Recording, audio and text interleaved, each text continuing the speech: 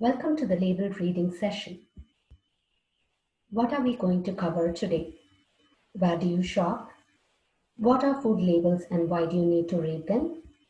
How do you read food labels? Understanding food labels, grocery shopping and shopping etiquettes.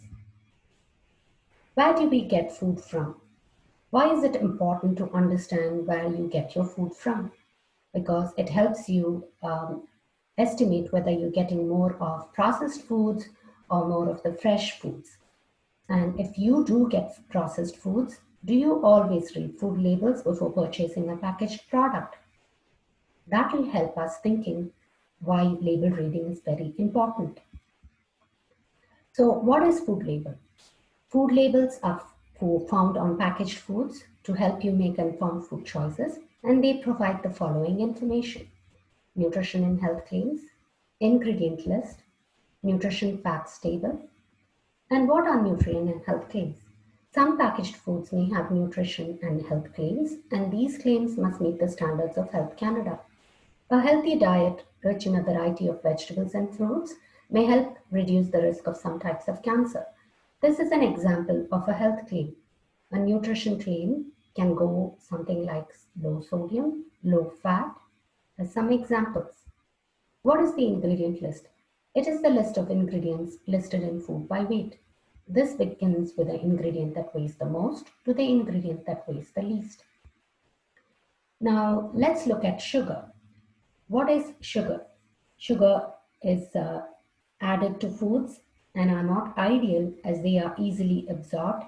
This dynamic may negatively affect weight, blood cholesterol levels, blood sugar, the liver, digestion, and consumption should be limited as much as possible. So you may find any of these names in the ingredient list, and when you do so, you have to watch out for the amount of sugar that's added. What about hydrogenated oils? Hydrogenated oils or trans fats simultaneously lower good cholesterol and raise bad cholesterol. This is the worst type of fat and should be avoided or eliminated altogether. So as an example, in the peanut butter jar, you can find cottonseed and rapeseed oil. What is the nutrients fact table? It gives you information on the serving size, calories, nutrients, and the percentage daily value. What is a serving size? Serving size is listed on top as seen in this table. It is not necessarily the suggested quantity of food you should eat, but tells you the quantity of food used to calculate the numbers in the nutrition facts table. By checking a product's serving size, you can understand how much of a nutrient you're eating, compare calories and nutrients between two similar packaged food products, compare it to the amount you actually eat. What are calories? Calories is the amount of energy in the food. Nutrients that provide calories are carbohydrates, fats, and proteins. How can you make healthier choices? The calories in the nutrition facts table are based on an amount of food. If you eat more than the amount of food, your calorie intake will be higher than the value listed.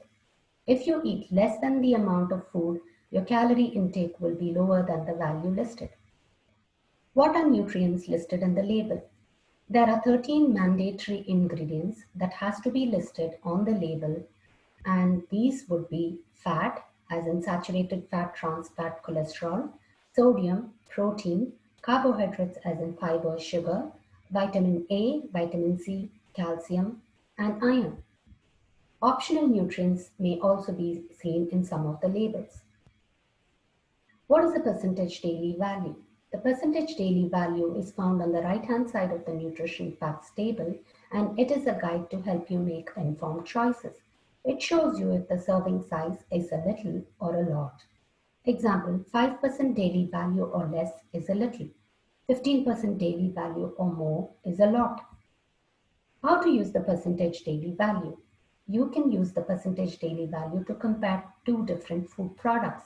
It helps you make an informed choice. If you use the percentage daily value to choose products that are higher in nutrients you may want more of, these would be fiber, vitamin A, calcium, and iron. And you need less of these, such as saturated trans fats and sodium. Which foods do not have a nutrition facts table? Fresh fruits and vegetables, raw meat, poultry, except when ground, and seafood. milk sold in refillable glass containers, bakery items and salads, food prepared and sold at roadside stand, craft show, flea market, farmers market or fair, coffee, tea, vinegar and spices, one-bite confections that are individually sold, beverages with alcohol content over 0.5%. In summary, nutrition and health claims may influence your choices, but always read the ingredient list and choose foods that have little to no added sugar, sodium, or saturated or trans fats. Consult the nutrition facts table to make sense of the ingredients and choose foods lower in sodium, sugar, and saturated fat. Compare similar products to help you make a final decision. Let's use all that knowledge to shop. As you can see, meat, fresh produce, and baked goods do not contain labels. But dairy, canned foods, and packaged foods do have a labels, and let's make some comparisons. Here we have dairy. We are comparing 1% milk with 3.25% milk, and you can find that the 1% has saturated fat of 7% versus 26% in 3.25%. So you would want to choose with the one with the lower fat. How about cheese? When it comes to cheese, you want to make choices with 20% less milk fat, lower than 20% milk fat. And that way you can find out that the one on the left with 2% milk fat is a better option compared to the one on your right, which is 31% milk fat. And watch out for your portions. And 1.5 ounce, 50 grams is equal to 2 thumbs, which is one serving of cheese. When it comes to canned foods, you want to watch out the sodium content. Here you can find that regular chicken with noodle soup has 37% sodium versus low sodium chicken with noodle soup, which has only 6%. So you would obviously want to choose the one with the lower sodium than the one with higher sodium. When it comes to crackers, here is an example of two crackers, and you can find that cracker B has more fiber as well as it's lower in saturated fat and sodium, and the sugar content is almost comparable. So you would opt for cracker B rather than choosing cracker A. So overall, just to summarize, you have to look at the nutrition facts table, make comparisons, and make a better choice. Now, when it comes to grocery shopping, it's important to take 5 steps. One is to be prepared. Fill your cart with healthy choices. Assess your shopping habits. Think of the environment and try making an impact at your grocery store. Now, being prepared means plan ahead, always shop with a grocery list. This will save you money and time and help you buy only the foods you need. Part of being prepared is also not shopping in an empty stomach. If you shop when you are hungry, you may end up buying things you don't need. Filling your cart with healthy choices such as vegetables in season, fruits in season, that's colorful, whole grain foods and protein foods, and using your grocery shopping as a way to find new healthy foods. Assess your shopping habits. Observe your habits and make changes if necessary. Limit the amount of highly processed foods in your cart. Take the time to properly consult and compare food labels. Avoid last-minute items from checkout aisle. And involve others like your family members and your children. Think about the environment. Use reusable bags. Bringing reusable bags help reduce plastic bags that are harmful to the environment.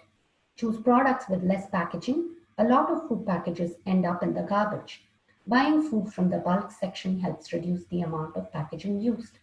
Use reusable produce bags and or put as much as possible into the complementary plastic produce bags. Try making an impact at your grocery store. Get involved in making your local grocery store a healthier food environment.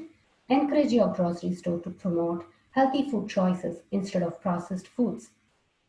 I hope this recording was helpful, and thank you.